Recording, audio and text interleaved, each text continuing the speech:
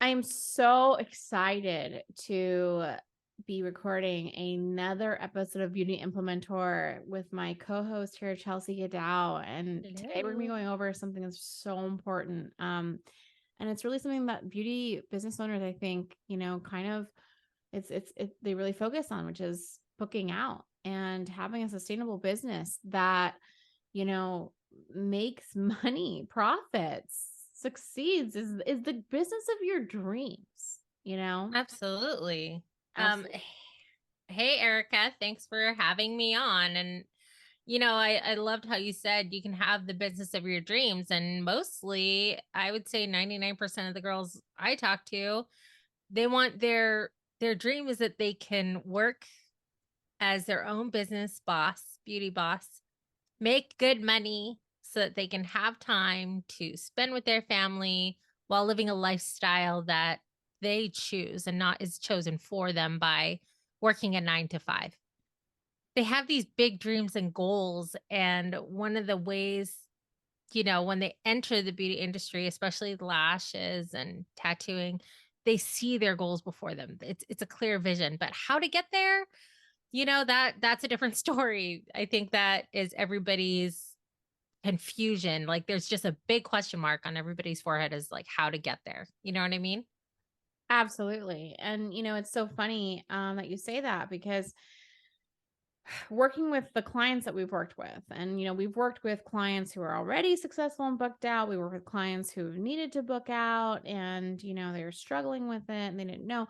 The thing that we've really learned through working with all these different types of people is that really there's three things, what we kind of call like the trifecta, which is three things that really help a beauty business book out. And what we found is that a lot of beauty business owners or beauty professionals, they tend to ignore these things, which is why I actually consider them to be kind of like your foundations of your business. And so one's obviously professionalism and customer service. So customer service, really. So with customer service, you obviously, at the tip of the iceberg is politeness and saying things the right way, taking care of your clients, all the things that you think you're doing right. You've got the ambiance going, it smells great in there, and everything's great, it's the right temperature, and you've got a comfy chair. And then beneath that, though, there's this huge iceberg that you don't think about. So it's educating your client, it's pre-booking that client, it's defending your system, because it's in the best interest of the client to do this. Right. And so many beauty pros, they focus on the tip of the iceberg that's above the water. They forget all the stuff down below, or they think, oh, I'm doing that, but they're not doing it good enough. They're not holding themselves accountable, right? And then the next two, which we personally talk about and we train on, which is pricing, obviously. So if you're not pricing properly, this is for any business. If you're not pricing properly, you can run your business into the ground, right? That's a huge thing. And then obviously, um, you know, uh what is the third one? The Just technique. technique, yes. Technique. That's because it's because it has nothing to do with me. That's your side. Got it. Got it. Got it. Technique, which, by the way, is something that if you're not good at what you do, it doesn't matter. But I mean, truthfully, marketing is great. Marketing can sell, you know, poor product, right? But at some point, it's Yes. going to limit Yes. you. Well, And listen, I have so yeah, many stories about what TikTok made me buy that yeah, ended up yeah, being exactly, exactly. trash. Okay. So yeah, marketing can sell you anything. Yes, exactly. But if you truly want, when it comes to beauty, and what I believe beauty, to succeed in beauty, you really have to master the idea of reoccurring income. And reoccurring income is booking out. And Hmm. so many beauty pros, they mix this up and they think that they're supposed to be going into the month looking for new clients, because for whatever reason, their clients aren't, pre-booking and moving on to the next appointment and so on and so forth. Or maybe they are, but for some reason, the beauty professional is still overspending and isn't making enough. And Hmm. there's just these are the typical things that we're finding It's definitely before true. somebody works with us. Yeah. Yeah, it really is has comes down to those the factors, you know. Of course, making sure that your technique and skill is there, right? And making sure that the policies and procedures are there, that the customer experience is there. And then finally, all the business stuff. How are you pricing your business? Do you know your expenses? This trifecta of um, the systematic way to look at how your business is run is going to be able, is what's going to allow you to really be able to crush that vision board that you made 2 weeks ago, 3 weeks ago, right? At the beginning of January. You have to have a way to get there and a path to get there. And I feel for all of these girls we talked to because I was a baby lash artist many years ago. And I remember feeling so overwhelmed with just like, okay, first I learned this new skill. It's taking me 4 hours, 6 hours once. I had a model for 6 hours. Bless Oh her my heart. goodness. I know, bless her heart. She loved me and she's my friend.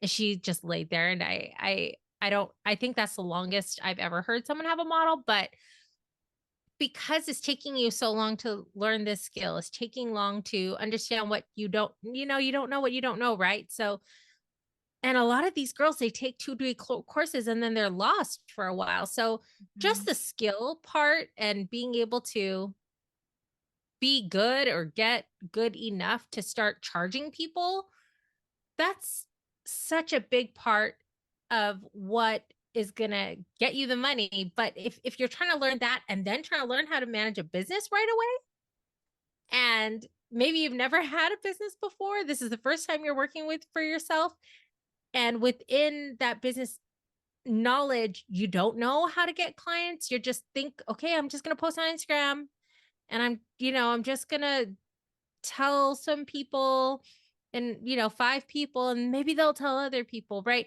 It's not systemized and you're trying to do two big things at the same time. It's not that it's not possible, it's that we're trying to create shortcuts so that you can get great faster, make money faster, and be organized about it, know what's happening, know where the money's going, know where the money's coming from, know how to set boundaries, how to not work for free, which a lot of us do because we're insecure about our poor technique.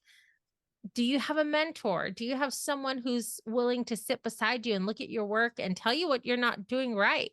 I see so many people post in Facebook groups because they're looking for that same thing. They're looking for the guidance of somebody who's done it before them, but they're posting just pictures of it and then asking for advice. Whereas you need to ask very specific things, right? So it can get so complicated and overwhelming. And I'm so glad that we're doing this. We're doing this podcast and we're creating these resources for new lash artists and even girls who have been doing this a little while, maybe 1 to 2 years even, and talking about my experience and your experience, and hopefully this will be able to help the girls out there. I love that the name of this podcast is Beauty Implementer. And it just makes me feel like, yes, my mentor finally has a podcast and I can ask all the questions I want. And I'm going to get a lot of knowledge from this because truly, I think a lot of people do want mentorship. They just don't know how to go about it. I so agree. Like, it's crazy because I know what that's like to be like, well, I'm just gonna go ask other people who, you know, they know more than me. So they must know if what I said to this client was rude, or they must know if my pricing is on point or whatever. And what we've found is, and I'm no different, by the way. My background is branding and design, and I'm a service-based provider. I'm self-taught, which, you take a 2-day class. I'm sorry, you're self-taught. You practice, and you hopefully get feedback, and you do all these things. But at the end of the day, unless you're in a mentorship, you're self-taught. So, you're a lot like me when I in the beginning. So I can relate to that a lot.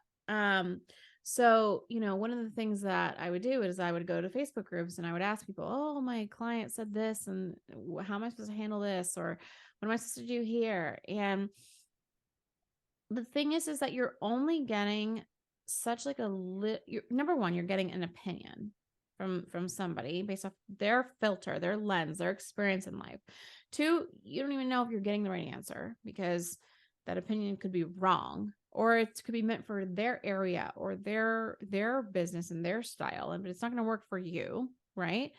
And three, it's unfortunately, if there's no process, there's no system there, and you're just being told like, oh, well, say this or do this. Sure, you could put that together, just like you could download all the lead magnets in the world and you could watch all the YouTube videos in the world. But at the end of the day, it's just little snippets of things, and you've got to be able to put it all together. Um, Yeah, that mhm. absolutely is true because I was self-taught in the beginning before I got a mentor, and I I I did that for a whole year. I would watch YouTube videos, I'd practice on my mannequin, I would try and do all the people who loved me, and I still couldn't understand why my fans weren't looking the same as the Instagram photos. And it was frustrating because at that time, there was a lot of gatekeeping around technique. There was a lot of gatekeeping about products, and that's not the way it is anymore. And yet, even as much as the lash industry has opened up about processes, procedures, tools, brands that they love, it's still not the same as when I had my awesome mentor beside me for 4 months looking at my work every so often and telling me and identifying things that I had no idea I didn't know. You Mhm. know, like I didn't realize that I wasn't close enough to the client's eye. So I wasn't attaching the lash extensions properly. Why I wasn't holding my tweezer correctly. I wasn't isolating properly. All of the foundational skills that are required to become a good lash artist that can charge appropriately because the quality is there and the retention is there. I needed that mentorship and I wouldn't be who or where I am today without it. And so you're right. Like to your point, you can only go so far without a system and someone there to guide you really. And I think that our courses and supplemental references do a great job of doing that. Yes, and you focus so much on technique, which is I think like it's a comfort zone. What you were just saying, like how in the beginning you focused so much on that. And while there is a lot of things that you have to address in technique, technique is definitely a part of the system of being able to be successful and book out as a beauty Hmm. professional. You also have to systemize the business side, right? So it's so funny. We just got done with our training for pricing, and I had brought up how I was taught that, as a artist, whether you're in design or you're a beauty professional or you're a photographer or an actress or whatever, what happens is you've got that artistic brain. So, think of like Van Gogh or Monet and these artists, who are so big now. We look at these people and we're like, oh my gosh, their stuff is priceless.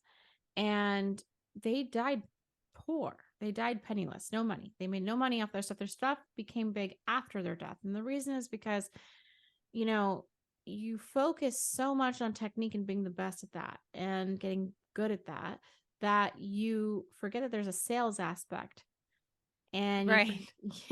you forget that you have to sell your services and you have to sell them at a profit. You can't just, Right. you know, it's it's Right. Exactly. it's a hobby. So Right. many And people, they treat their business like a hobby, right? mhm. They do. And I think they run into some mindset issues and this comes back to boundaries, right? Like being able to grow your business in a way where you can make money requires you to believe in yourself, and fight that self-doubt. And so many of us, and I know you and I have talked about this, just imposter syndrome is real, self-talk is real, negative self-talk is real, and it can be the things that stop you when you're trying to systemize your business and you're maybe new, or maybe you're like me and a veteran, and still, even with being able to book out and get 4-week retention and, training others to do this well and succeed in their ways, you still have that imposter syndrome that lingers. So I think we can't ignore that part of this.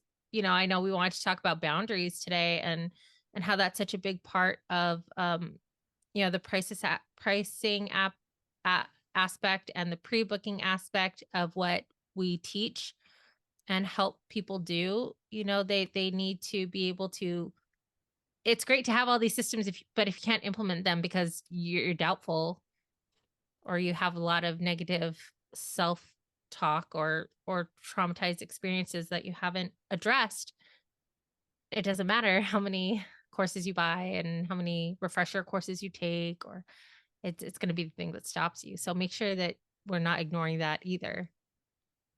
Right. And so boundaries have to do again with those foundations that beauty professionals tend to think that, you know, uh, that they're doing, but they're not really making it they're not turning into a system. They're not making it a part of their priorities. The way that if, let's say that you've worked at Starbucks before, right? Starbucks has a thing where they need their employees to go and do a spin. It's called a spin. It used to be every 15 minutes. You had somebody to go out and they had to go check the lobby.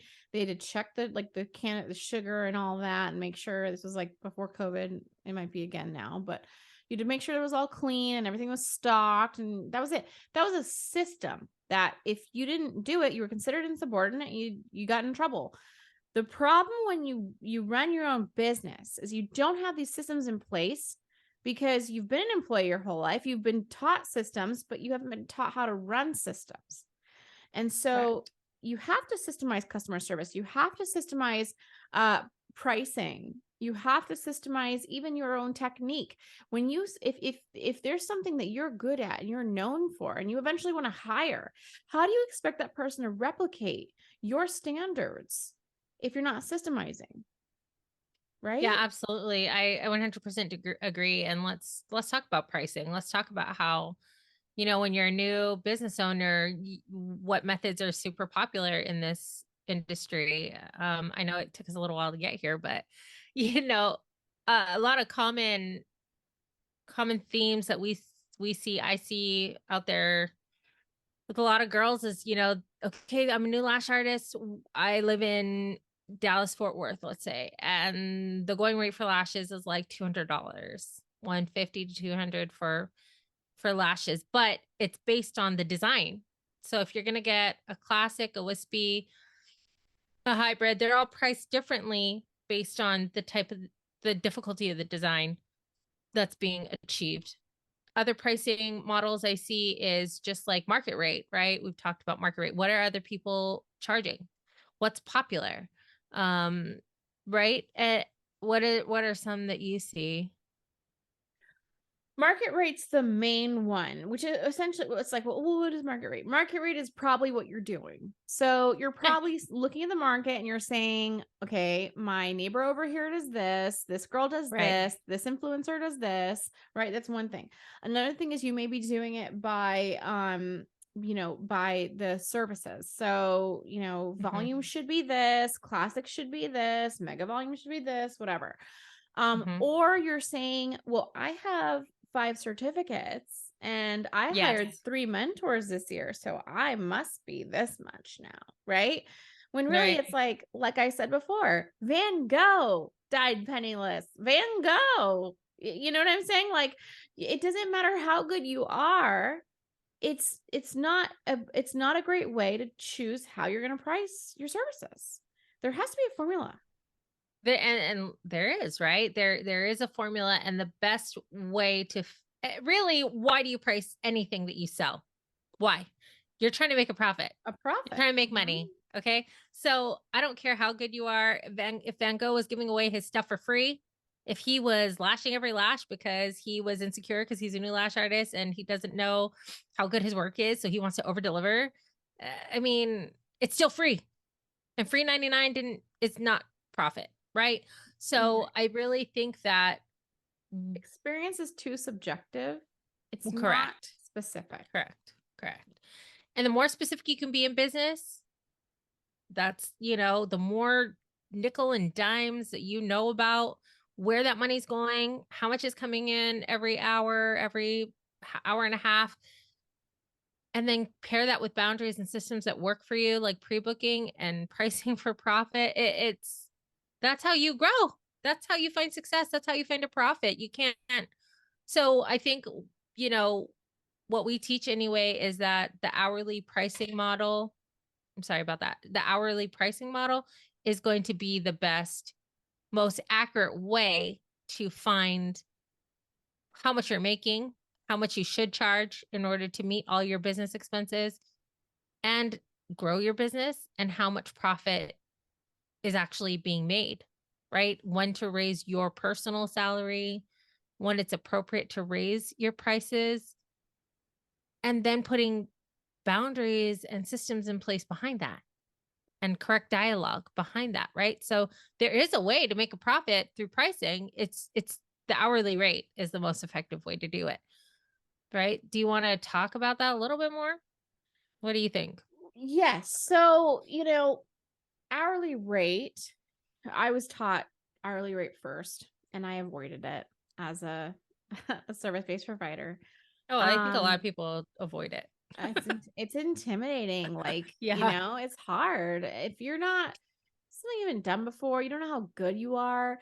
There's so much self-doubt that can enter your brain where you say to yourself, I'm not charging this much. I'm not good yet, right? And so you think like, no, I need to cut myself short. But the problem is that again, you kind of head into this more like subjective realm where if somebody was overseeing you, right, and they were looking at your Yeah. numbers, they would be like, this is so wrong. This is so wrong. Think about this. Okay. I'll go back to Starbucks as an example because I love talking about a job and comparing it. Starbucks hires new baristas every day. Do they charge you less for your cup of coffee if there's a new barista there training? No, Nope. no, they don't. So why would you charge so much less or charge for free or whatever because of your skill? It doesn't make sense. It's a business. It's numbers at the end of the day, and you have to follow the numbers, and you have to have a system for the numbers, which an hourly rate, it if you do it the way that we teach, you then learn, you include, like you said, the hours that you're working, your expenses, vacation time, all of those things. And these Right. things matter. Starbucks has figured out how to give their employees vacation. Starbucks has figured out how to be able to employ a certain amount of people that maybe are subpar but are good enough.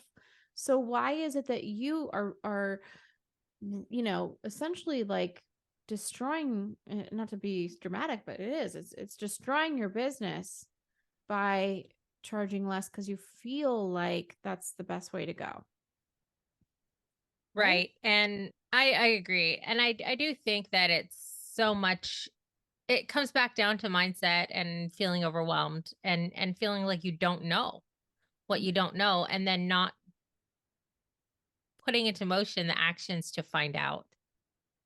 Right? You can't just think that because you don't know, you're no longer responsible for whether or not your business fails or succeeds. It comes down to you at the end of the day. So if you don't know how to do your taxes and you're not willing to give that task away to a CPA and pay them to do it, that's on you. The IRS isn't going to be like, I'm sorry. I'm sorry that you had a hard day and you ignored this, but that bill still comes due, right? Do we get out of that? And back to your pricing, right now, especially during inflation, everybody is talking about how much the price of eggs has gone up, right? Sure. Does does your local CVS or Rite Aid or any local or national food chains, do they apologize that eggs are now almost $10 in Hawaii? No, they don't. That you either can pay it or you can't. It doesn't mean the eggs didn't get better all of a sudden. The eggs aren't going to give you more protein per egg just because, they cost more. There is a baseline quality though. You do need to provide a baseline quality. And that's why I think we always talk about the trifecta of what we do, right? We need to establish a good baseline of good technique, reliable technique that's going to get at least 3-week retention. You need to make sure the customer service and the customer experience is good enough where they want to return to you and they're not going to give you problems, right? And then you need to focus on that business side. What systems are you implementing? What policies and procedures are you sticking to that are going to allow your business to sustain itself and pay you so that you can live that good life and smash into what you have on your vision boards that you just made for 2023. There is a way to do this, and it's not as complicated as you think. It just takes implementation.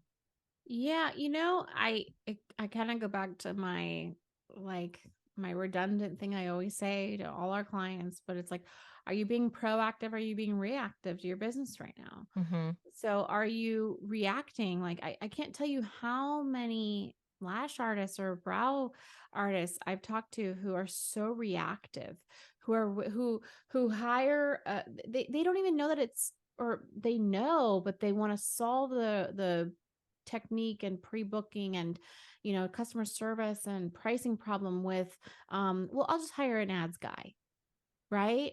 What a Yeah, reactive solution. What a sure. passive way to try and solve a deep problem that it's not even, you're telling me that you're going to put gasoline into something that isn't even sustaining on its own organically. So, you know what I mean? So until it's just it's crazy until you can wake up and you can say, you know, I'm not gonna essentially, victimize myself. I'm not gonna be a victim today. I'm gonna wake up and I'm gonna say, what what needs to change in my business? What actions do I need to take to have the results that I want in my business? Until you do that, you're gonna be reactive to your business, and your business will pay you the way that a person who is reactive to their business is paid, which is a roller coaster income. It's up and down, up and down. It does not it's not sustainable, and it's not going to go up, right? Correct. Correct. It's not Going going to go up. up, yeah, going up's a push. Right. I tell our clients this. Our clients that we push into 2 and 3K, or from 2 and 3K months to 10K to 12, we say this to them. I say, guess what? You're going to hate life right now because this is the Yeah. first time you've ever made this kind of money. So it's going to be a push, right? Yeah. Which is Yes. not reactive. It's not like you're just waking up and saying, "Oh, there's the money." That's Right. not it, right? And So, yeah, right. yeah, go ahead. No, I just think of, it just cues some people in my mind and how each and every one of them, no matter how long they've been lashing, or whatever beauty service they provide, they always, like, within maybe the first, like, they're really excited, and then we hit, like, a couple weeks in, a month in, and it's like, wow, that I didn't realize how uncomfortable I had to be to grow. And I think our generation is so used to immediate comfort, immediate validation, immediate, just like, I want a Starbucks, I have it. I want a cheeseburger, I have it. You know what I mean? There's so many comforts that our lifestyle and culture has brought that it's always, they're surprised by how much change has to occur still. And just, we say this all the time to them. We got to get uncomfortable with being uncomfortable. I mean, we got to get comfortable with being uncomfortable, because that's when growth happens, Mm-hmm. right? That's when we are able to break through the glass ceilings of income that we only dream about. And that's like my favorite moment, honestly, when we're talking to someone and we're going through their finances and we're logging every number and we're like, look, you're going to hit that goal that you made for yourself. Can you believe that? And then they're kind of like dazed a little bit, like, oh my goodness. Because they're in it. They're in the Yeah, trenches. They don't even I know think what's so. happening. You know what Yeah, I I mean? think Like, so. it's just like when you're in it like that, Yeah. like you're like, it's almost like that feeling of like, what, where am I? What's Right. happening?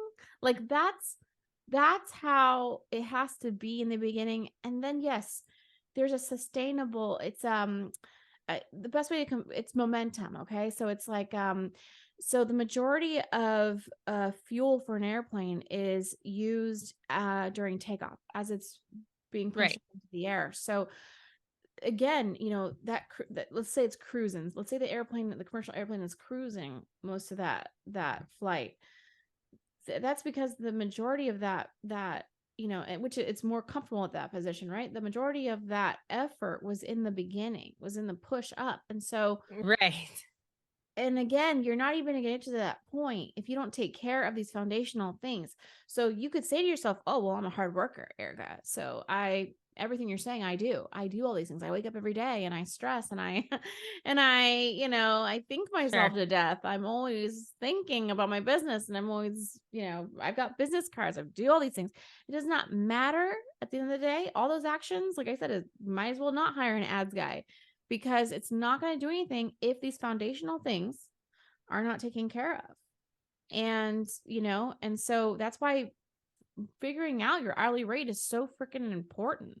You can't Yeah. skip How it. to price. Right. So figuring out how to price by the hour, and then creating normalcy around that, and helping your clients transition through that every time you raise your prices. And then how do you know that it's one thing to be able to even figure out how to find your hourly rate, which is its own system, and then being able to actually implement, right? And I think a lot of people get scared about when to know. How do I know? How to raise when to raise my prices. How do I tell my clients about it and things like that?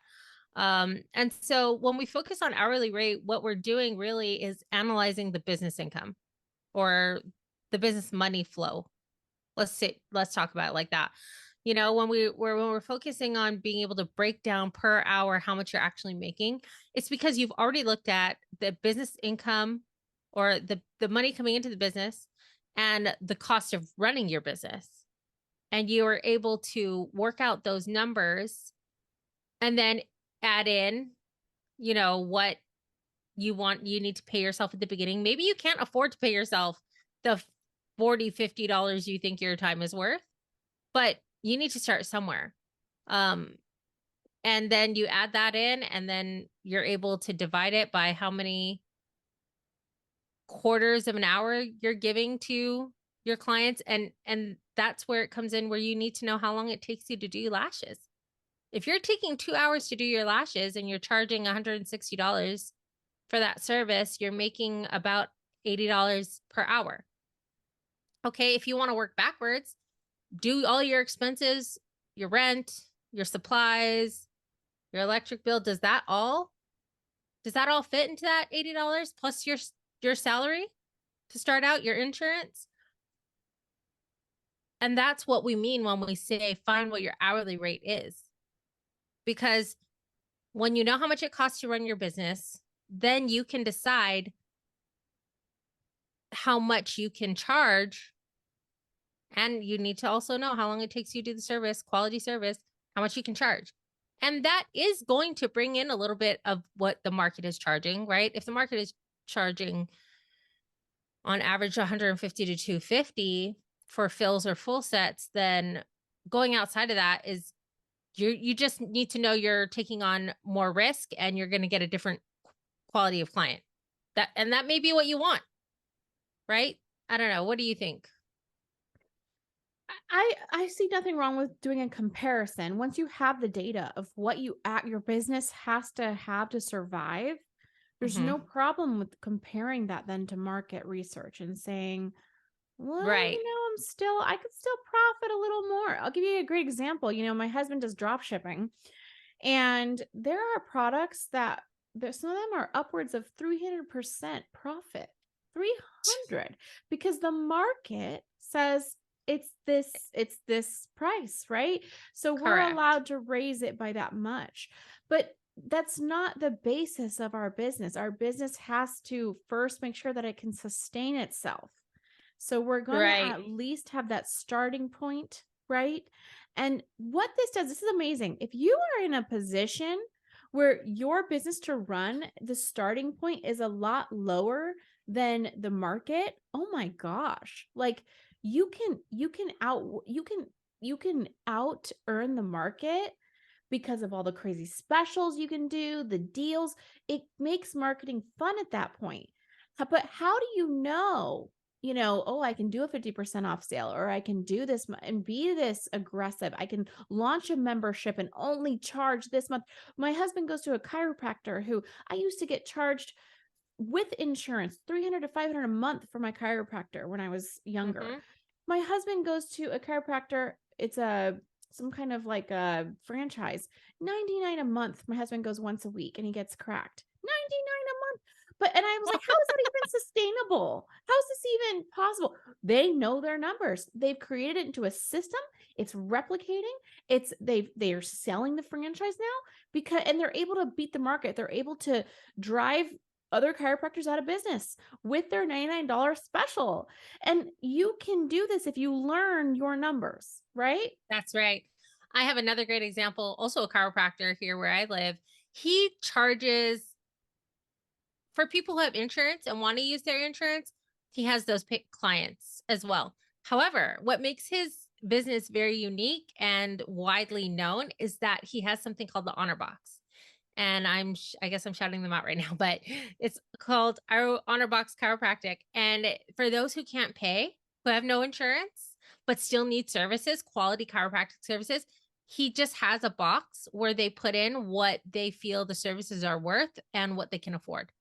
That's So if cool. all you have, yeah, right. If all you have in your budget is 20 bucks for that visit, you still get the quality of somebody who has insurance, right? You get the I know this because my husband and I went, by the way.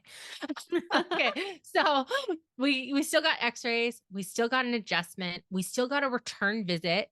That's pre-booking for sure. They knew their numbers, they had their system in place where they could literally basically give these services for like free or 20 bucks for the same quality of, the people who are paying insurance are getting. But because of that great integrity of the business, and he was clear on his mission, he was clear on his audience, he knew his demographic, right? He knows his demographic. He's able to do this great charitable service for those who may be struggling financially. And he also is breeding so much there's a term for it. He's breeding so much, the law of reciprocity where you get something of more higher value than you pay for it and you want to give back. He's breeding so much goodwill basically in his client base that people stay. They're not going to leave his office. And then also he gets amazing recommendations. So think about how unique that system is. Think about how much time and thought went into creating a business plan that incorporates free services, right? It's just one example of another business that knows their numbers, knows what is honed into their target market so specifically that they can really turn a profit and be in business for many, many years. Exactly. It's actual business. It's not, Mhm. there's a difference between, I one of the first business books I read was Robert Kiyosaki's Rich Dad Poor Dad. And then I read his cash flow quadrant. He has this thing called cash flow quadrant. So it's essentially, there's four types of business owners in the quadrant. There's employees, so it's the E. You've got the self-employed person, which is actually on the same side as E. So if you're self-employed and you're employed, there's not a big difference between both of you, which the majority of beauty professionals, they are self-employed. They act as Yes. if they're self-employed. They treat their business Yeah. this way. And then on the other side, you have business owners and investors, so B and I. And so the goal is to move yourself from the ES column over to the B and I column because that's where cash flow is. That's where money is.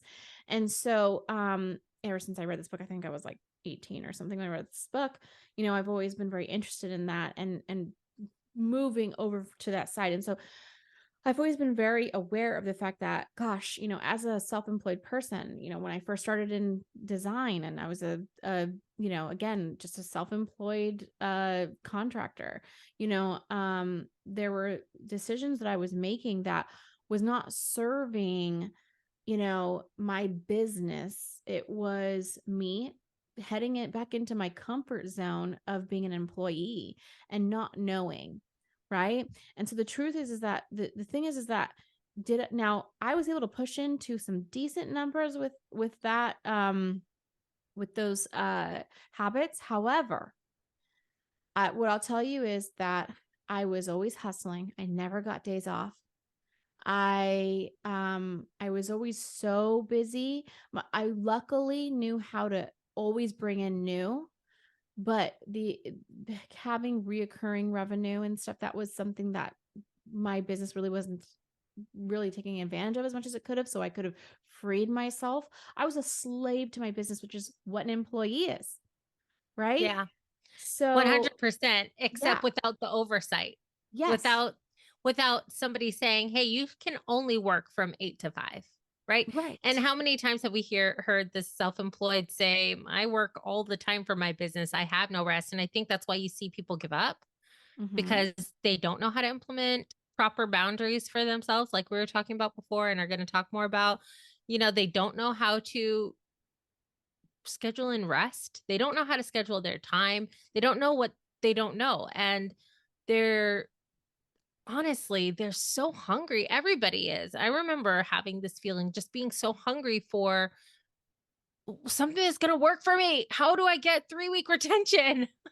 Help me, Right. please. Right. And I think that's why the quality that we try to put into our trainings to be as specific as possible, especially when we're talking about technique, and try to give ongoing support for our girls, is just like, there is a way to get there. We just need to organize it for you. And I think as creatives in the beauty industry, that's a part of our brain that we don't, we're super clean and we can design, and but the organization of businesses and systems, like, it kind of is harder for us to achieve, and to get down to brass tacks and implement uh, just the things that work for businesses, Yes. right? It was right. So I don't know, people say this all the time. They say, you know, uh, in school they teach you how to be employees. Okay, Mm, so that's what you're already doing passive. You're doing this reactively, passively. mhm, You're mhm, already that person, okay? And in order to move over to that BNI column, in order to make your business profitable, to have consecutive six figures and a growth, right, to seven figures, because there's plenty of businesses, beauty businesses making seven figures and beyond. You have to actually proactively make, push your natural habits every day to do better and do the things that make you feel uncomfortable, like what you were saying. And you have to build these boundaries, not to be mean, not to be rude, not to, not because you're money hungry, not because of whatever self-talk is going on in your brain right now. You have to do it because your business is like your baby, and you have to take care of that baby. It needs food, it needs water, it needs nutrition, right? In order to live. Otherwise, that baby will get sick and die, right? Your business is the same way. If you do not give it the right nutrient, the right foods, right? The right things, it will die. And this is why we see so many businesses fail in the first year and beyond. Maybe you make it to year two. Maybe you're doing this because you're able to hit 5 years. I've talked to beauty pros who are doing this for 5 years and they've never booked out because they have a job on the side. And they think, well, I've been in business 5 years. No, you have not. You haven't been in business for 5 years. No. You've mhm, mhm, you've had a hobby for 5 years. And that's a hard pill to swallow, but what do they say? What will set you free will first piss you off. Right. So you Never have heard to that before, but know, that's good. yeah, you have to know that, hey, you're messing up. You're not treating your business the way you should. Okay. Now it's time to treat it the way that you should. You got to be a good parent. You got to be a good parent to this baby. And That's right. And that so and yeah. that's exactly in line with setting boundaries, right? Do you let your Yes. kid run across the street without holding your hands, a busy, super busy highway or part of the highway, even though there's a crosswalk? There's a path. The government is saying that's the safest place for you to cross this busy street. But do you still let your kid go across the street? No, that's a boundary. You say, no, you're going to hold my hand. We're going to walk across this together. We're going to look both ways. We're going to look out for danger. The same way, that's what the boundaries do for your business. They protect you. They protect that business baby, right? So implementing the right ones, knowing how to talk to your clients about that as busy. Let's just talk about the lash side of that piece of talking to our clients. We're so used to getting, you know, digging deep with them, getting to their heart and soul of most of them, right? What's happening in their lives. And yet then we try to implement a boundary because maybe they've gotten too comfortable, or maybe we're trying to do something different and there's some pushback. And then we feel insecure about protecting the things that are going to protect our business, right? Raising the prices that we need to make, making the price adjustments we need to make, maybe changing our times that were available, making sure now that any new clients coming, there's a pre-book policy in place instead of just pre-booking as a general term of the business. No, it's a policy now. Our late policies are, all these, the language that we use to protect our business, I do find that a lot of lash artists struggle with. So let's talk about those boundaries. I think one of the most popular boundaries that people have a difficult time holding in place is when they need to break up with a client. And really, it's those awkward situations and stressful conversations where they know the client is taking advantage of them, or a difficult, problematic person who's never satisfied with what the service is Can delivering. I say something But about that though? please do. I am in these lash groups. There's so many of them. We all are.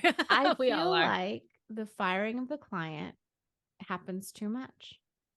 Okay, this is controversial. I feel like if you're firing clients because of their attitude, right?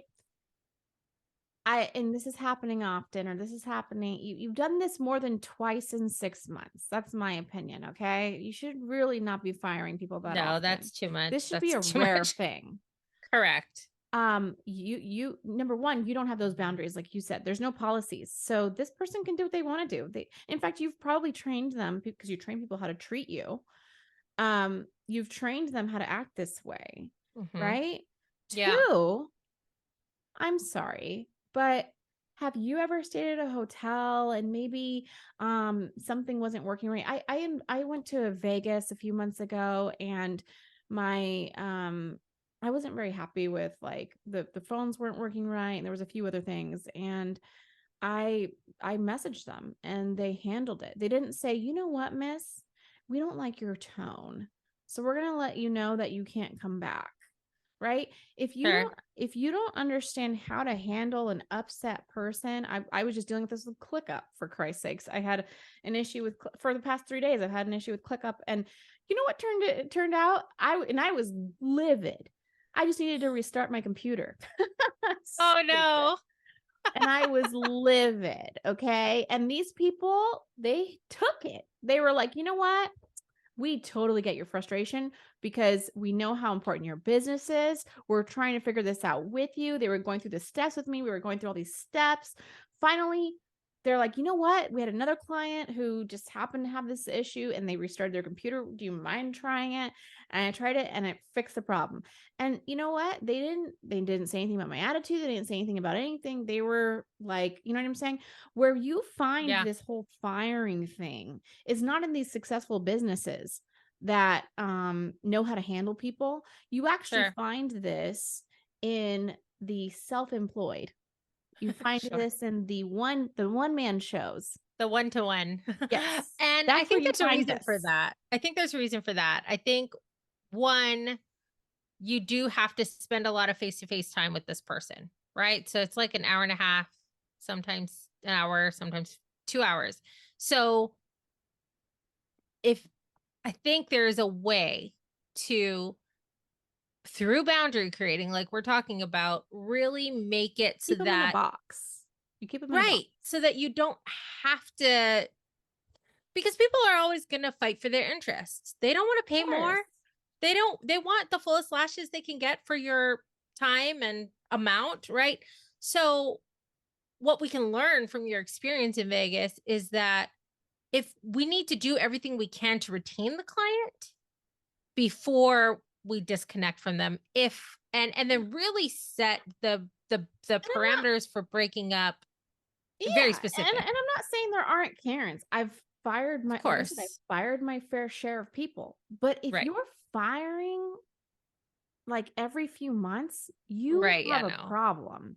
There's Correct. a It's you. system problem, or you're not handling customer service right. I'm sorry, but I've I was getting paid, this was back in the day. I worked at Starbucks. I was a kid working at Starbucks. I think I made when I first started there, I think I was making like 6.25 an hour. That was like the hourly rate. I had people who got so Yeah. upset with me and I had to do it, and I just sit there and listen to them as Mm-hmm. I was making $6 an hour. And these are people who I had to deal with every day. You see them every day. Yeah. Right. You And had your regulars. it's my point is like, and I know what I know because like I've done design. Mm-hmm. Imagine somebody paying you not $100 for a service, $1,000 for a service, and now they're talking to you that way, and they're emailing you. And guess what? Email will always be more confrontational Oh, of than somebody course. face to face. So Of I've been told the course. craziest stuff, but I've had to weigh my pros and cons. Like, do I want to save face and do I want to serve my ego right now, or do I want Right. to make some cash? Right. Right? Right. And there is also the element when even when working with these clients who are regulars, there is an element of professionalism that you can maintain even when you are having to be forceful. So I worked in the medical reception as a medical receptionist for 15 years in a very busy dialysis clinic, and we just had people we saw 2 to 3 times a week for up to 4 hours at a time. So you got to know these people on a very intimate level. And also, if they don't come to the dialysis treatments, they die. So it's not like I don't have a captured audience. These people are going to come back, right? So theoretically, I could treat them however I want to, and they still have to come back to their treatments because it's a life or death situation. However, I will say this, I will give an example without breaking HIPAA laws or anything. I was in a situation once where I had a recurring patient who was very abusive to their partner.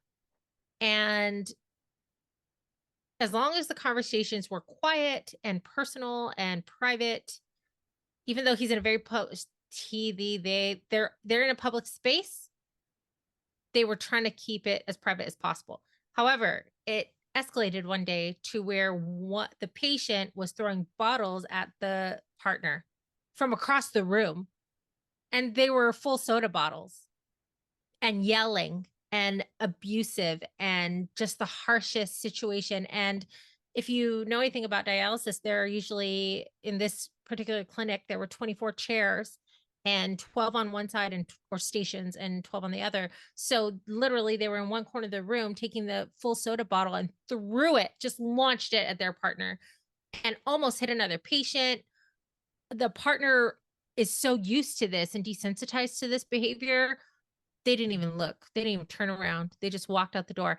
And it is my job at that point to, in my mind, even though this client or patient had male technicians who I would think could be more intimidating or forceful, little old me, 5'0", 100 some odd pounds, going over there and having to be the voice of reason, the voice of focus and de escalation. I had to go over there and say, so and so, the relationship you and your partner have is yours. However, when you step into this space, it becomes mine. And if you continue this behavior, I will call the police. And that person shut down and was able to finish treatment without any further incident. I then went to the partner and said, I'm sorry if I've made things harder for you, but this type of abuse cannot occur within the confines of this space. That I would say was the most extreme situation of de-escalation I've ever had to do, but it was really good training for handling. So when I come across like conversations, awkward conversations about raising my prices, please, that's cake. Mhm. What? I think that what you're saying is you could, and I think this is why even like they you were you had the role you had even at LashCon. I think Sure. I think that you've always handled customers with care. You understand that care, right? Um, Right. it's baffling to me. These text messages I see get shared around lash groups, and Yeah. they, somebody is in traffic and they're 15 minutes late, and it's the rudest message. Or it's like they're excited to like push their policies on somebody. And your policies are there for boundaries. Yes, your late policies are there for boundaries and stuff, but to me, like, there's always a way to go about saying things. And I Yes. think that if you really do want that longevity in your business, you do have to master the way you speak to people. A great example would be, I deal with a lot of VAs, right? And Mhm. because of my business, and I had a VA a few months back who was a referral from one of my girlfriends, and he was great until he wasn't. And I Right. actually had to, I had to let him know like this isn't working out. And um he the reason was we just weren't seeing eye to eye on just his style. I'm more of like a I'm just cut and dry with my VAs. I kind of talk to them like, here's the task, thank you, whatever. Sure. And he brought an emotion a lot. So anyway, he came back the other day and asked me like if I had work for him or anything. And I was like, well, no, I said, and you don't have to reach out again, and I said, because we're just not we're not a Good match. match. And Right. he actually brought up, he was like, oh, you're obviously still emotional about the last conversation that we had. And I was like, Oh. no, it's not emotion. I even me handling like the employee, right? Where I had to explain like, or I'm sorry, contractor, where I had to explain this is not me being emotional.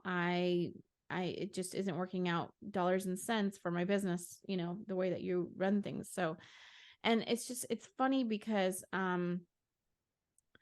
I I've worked with people, I've had bosses, I've worked with clients who it's like they get excited to like tell Fight. somebody off or tell somebody what to do. Or and the thing is like you got to remember you're in the people business at the end of the day. Mhm. So it's you got to Yes. you got to read, uh you got to read books on how to talk to people. You got to Sure. If get it's people to not like something you. that absolutely, absolutely. If speaking how do I say this? I have to say this and circle back to my story for a second. I have to say, as I was realizing that nobody else was going to step up to this patient and put them in their place, even though they were a danger at that time to every other client or patient in the building and every single employee. There was nobody who was going to go and talk to that person.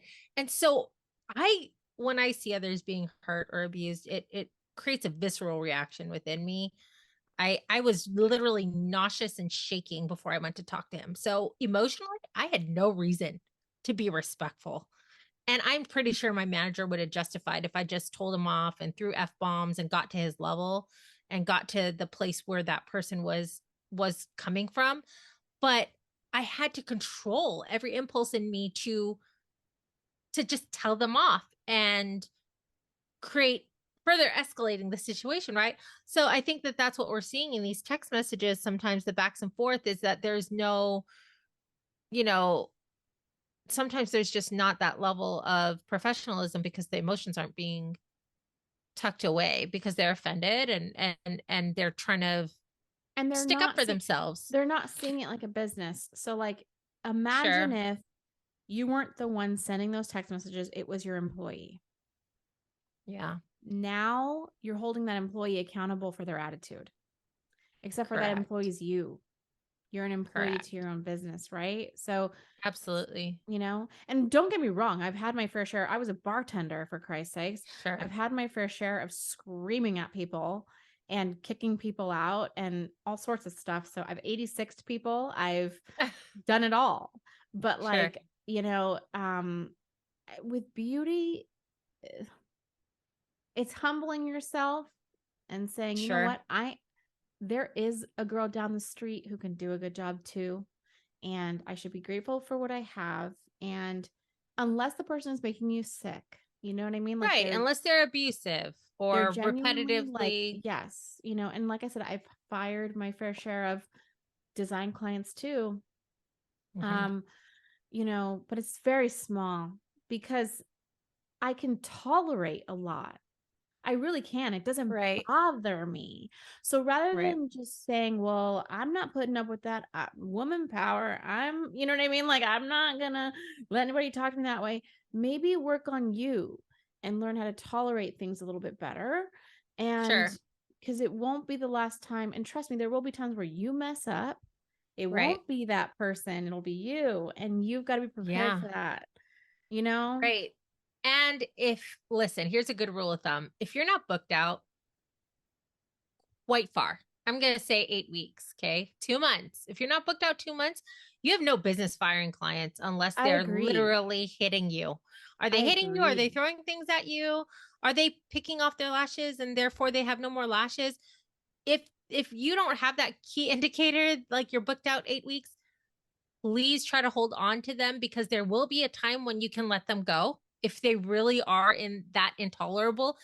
But if they're not, like, you have to do everything in your power to retain them. If think of all the people, airlines maybe not be a good example, but airlines customer service people get yelled at pretty much their whole shift. Okay. Southwest customer service agents probably had a horrible December, right? But they still need people to fly Southwest in order to have a business. And they messed up, right? I know the situation with us is like we maybe didn't mess up, but you have an obligation to your clientele to make things work. I mean, I'll give an example But with did you go not ahead. mess up? Because Right, true.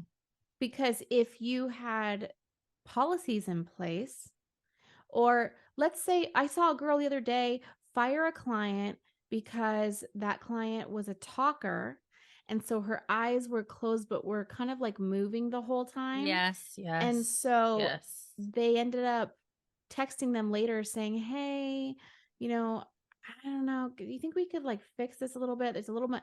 So she took it upon herself to fire this person saying, "Well, you were talking the whole time.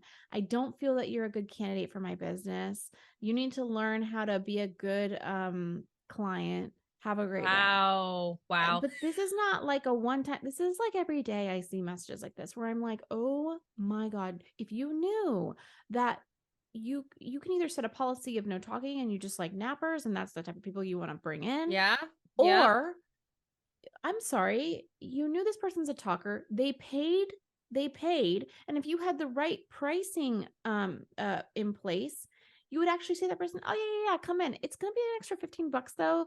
I'm sure that the issues were because of like we were just chatting away, which I freaking love you. But I just have to, take care of the costs of my business. Just come on in and it'll be $15. And then it's their choice to say, "Never mind. I'm good." right, Or right. We talk a lot about that. absolutely. Yeah. Sure. Yeah, absolutely. I 100% agree that there is always a way to retain that client. So you need to figure out a method to either apply the lashes when she's breathing or pausing. And I have a ton of people who love to Talk. talk and get caught up with what's happening in our lives. So especially when they move their hands, like there's a lot of this, right? And a lot of expressing, and especially a lot of eye movement because they're thinking. So if it gets to a point where I absolutely cannot isolate and attach that lash fan, if they're talking, I'll say, okay, just give me a second. Let me put this on real quick. And then you can pick up. Right. And if you are having to say that every 5 minutes, they're going to get the clue like, oh, maybe I'm talking too much. Totally. Right. That's a There, process. That's the it's a way to handle process. something. Correct.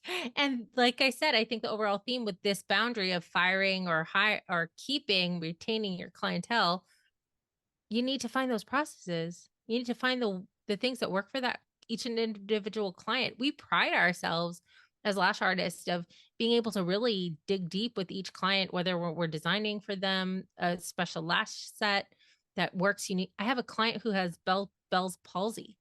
So one of the eyes protrudes out far, extends out farther than the other eye.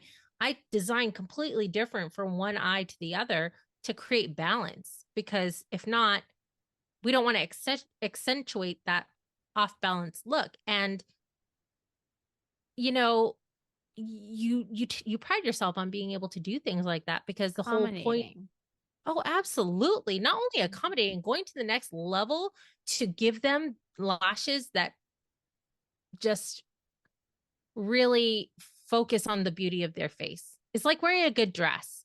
If the dress is too loud, people see the dress, right? Lashes is like that. If the lashes are too loud, people see the lashes, not the how beautiful the person is.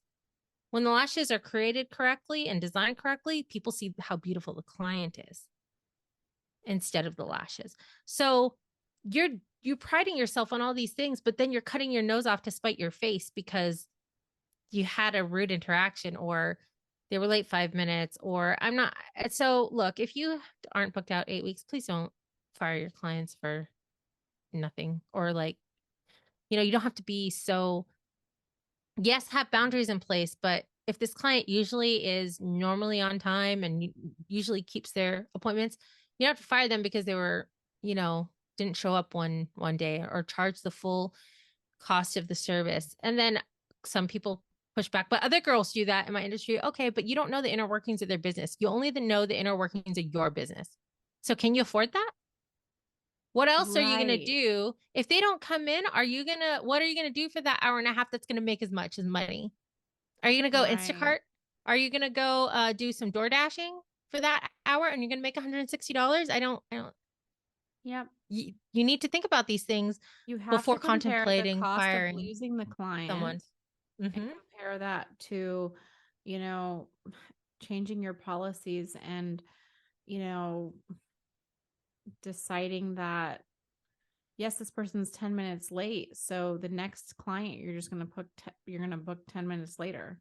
Like it's just, you can't make those kind of drastic decisions in your business when you don't have the you don't really have the opportunity to do that yet, right? Yeah, and there's So another reason we say wait till you're booked out quite a far ways before you raise your prices, especially if you're doing a 20% raise, because you are ultimately going to run into a percentage of your clientele who's not going to be able to pay that, which you might want. That might be the opportunity to let go of some of the clients who aren't behaving the way you want them to, and bring in more quote unquote quality clients, you know as they what's say. funny? Being a coach for business professionals, I can't tell you how many times business professionals are late on me. Like they're late for my appointments. Oh, And it's yeah. funny. It's Yeah, of course. funny because Yeah. or I mean, how many times have you had a client cancel on you last minute because they're like, "Oh, I had a client show up." Yeah. And not saying that these people, by the way, are complainers of at all. But what I'm saying is that they justified these clients who couldn't meet with you during the time that you scheduled with them, that they got reminders for. They could not meet with you because there was something that was more important, right? Yeah. And what Yeah. do? We accommodate. We don't Mhm. Yeah. say, "Oh, well," right? But you know why we accommodate? Because our policies allow us to accommodate because you're getting paid anyway. Yeah. And that's just the way that our policies are set up. And so, not saying like, "Oh, well, charge her. Who cares if she shows up or not?" That's not what I'm saying.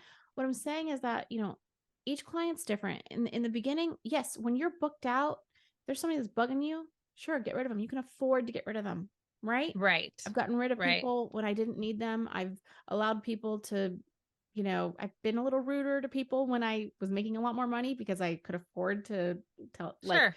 I could afford for them to say, like, I'm never coming back, Yeah. you know? Yeah. But like, in the beginning, you kind of gotta just check that ego and say, all right, I gotta try and be the hotel manager here. I gotta just I gotta handle this. And Yeah. Go have your tantrum later when it's yes, not affecting the bottom line of your income. I can't absolutely. tell you how many tantrums I have in the shower where I just stomp my feet, I yell and say all the things that I wanted to say, right? And tell all my friends, like, I wanted to say this because I was so mad. Throw your tantrums later when it's not affecting you the money that you Yes. need, right? Because and that's what boundaries are. It's protecting the business sometimes against yourself. And your Yes. your impulse is to be lazy, right? So that's the boundary of firing versus retaining a client.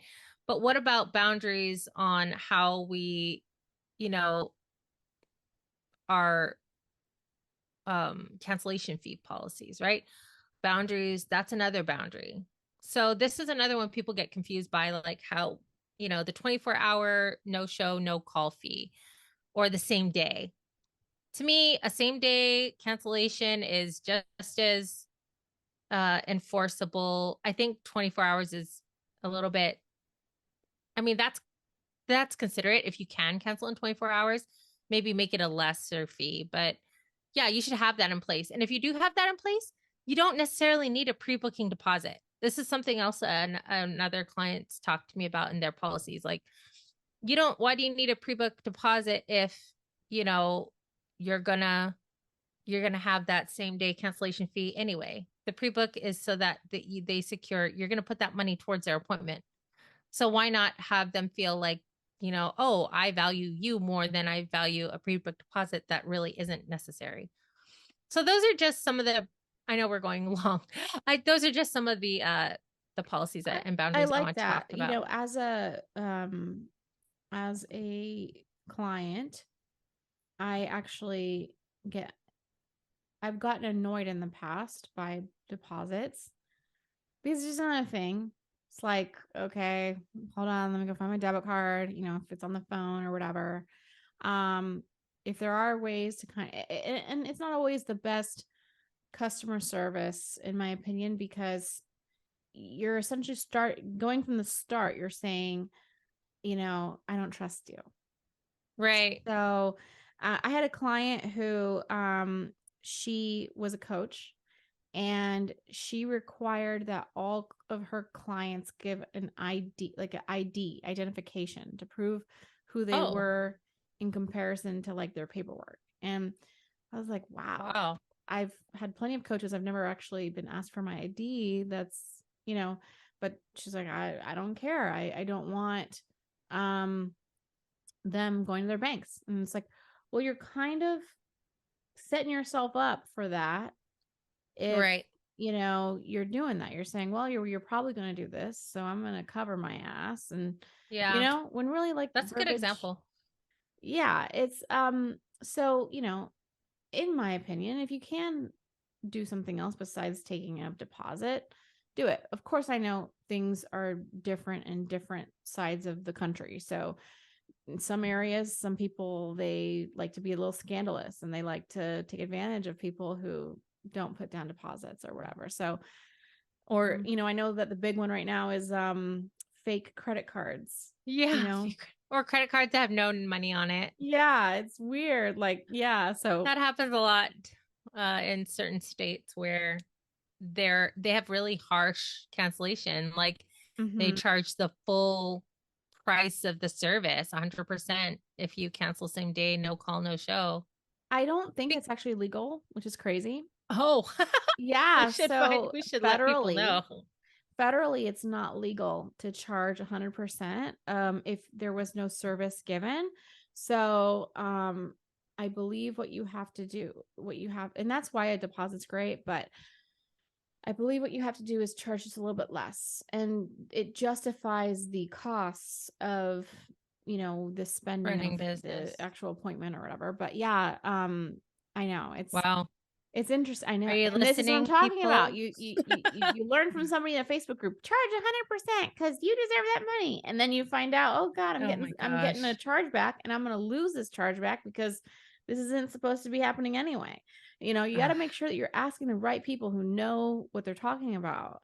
Otherwise, 100%. you're going to get yourself in trouble. And so it just goes. But again, like, I also do believe that it all comes down to, okay, so like, you put out the energy, and you have this brand, and you build up your foundations in a way where you are attracting a certain clientele type because of the things that you're putting out there, and you have a good client is going to go to somebody who has the right systems, who has the right prices, who treats your business like a business, doesn't treat it like, like a person who's selling out of their, you know what I mean? Like who's Oh, treating their business like a 100%. hobby. Don't show.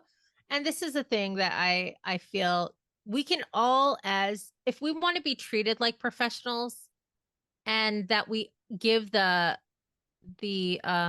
client the feeling of stepping into a professional space, even if your space is at home. Do the things that make your business seem like it's professional. Wear a uniform. I don't care what kind of uniform it is. It could be just the same color palette, right? Treat your physical presentation as a professional reflection of how your clients should treat this business, just like if they were in a spa setting.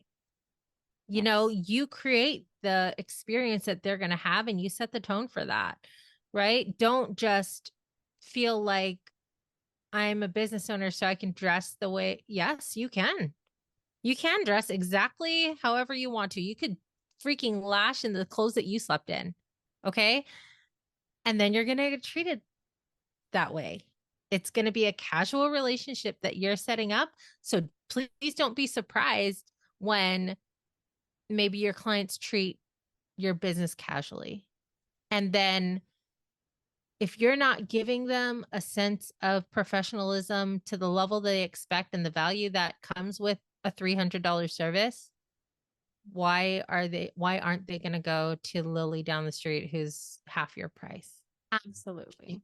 She's wearing she's wearing Absolutely. her pajamas too. You know, Exactly. it's like take I'm a beauty boss. Take that ownership and really create something that's sustainable.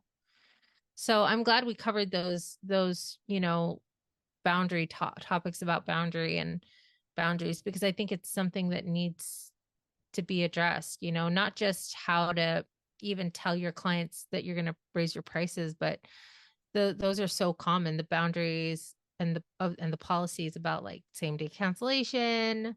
And the other one we see a lot is fixes. Listen, and this is important to talk about because I see a lot of the new lash artists talking about like, producing not so quality work and then being surprised when people are like, I need this fixed. And so another good rule of thumb that has worked for my business for many years is that if in the first 1 to 3 days your lashes fall out significantly to where you're missing like 10 to 15 to 20 lashes, like you wake up and they're all on your pillow instead of on your face, please come back. I will service you for free because I know I'm new. I know I'm working on retention. I know that the rest of my clientele has some similar problems. Let me make this better. Because at the end of the day, if you don't make it better, it's going to ruin your reputation with all the people that person you just lashed has influence on, their family, their friends, their community, their church members. You're going to get a bad reputation. So do those fixes for little to no cost. It's not going to hurt you because it's going to give you another opportunity to do it correctly and then gonna, give the client a good experience. So that's what I have to say about lash fixes. Yeah, I think you have to look at lash fixes. If you used our formula, you could actually incorporate an amount of money that would cover lash fixes the Yeah, same like when way people get that, stolen from at Payless or huh? Ross, when stores build in, like they know they're Yes, going to get stolen from, exactly. right?